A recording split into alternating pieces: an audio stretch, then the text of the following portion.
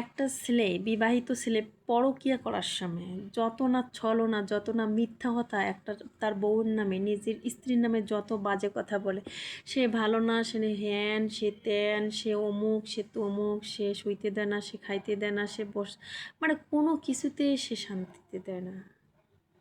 কিন্তু পরে শুনবেন 2 দিন পর পর যে ওনার ওয়াইফ প্রেগনেন্ট। চমৎকার একটা না? কারণ বিবাহিত ছেলেদেরকে সাথে যে আপুরাই হোক বা যে মেয়েগুলো হচ্ছে যে প্রেমে পড়ে বা পরকীয়া জড়ায়, ভুল করেও কখনো আপু এগুলো করবেন না।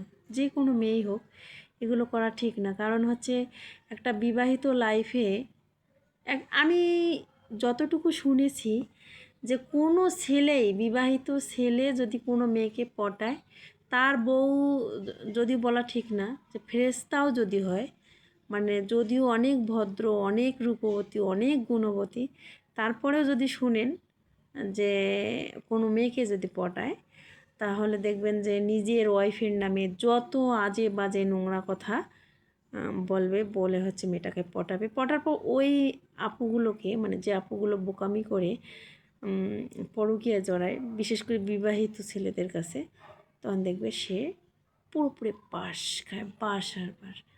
তাই বিবাহিত ছেলেদের কাছে যত পারি আমরা দূরে থাকি, বিবাহিত ছেলেদের থেকে।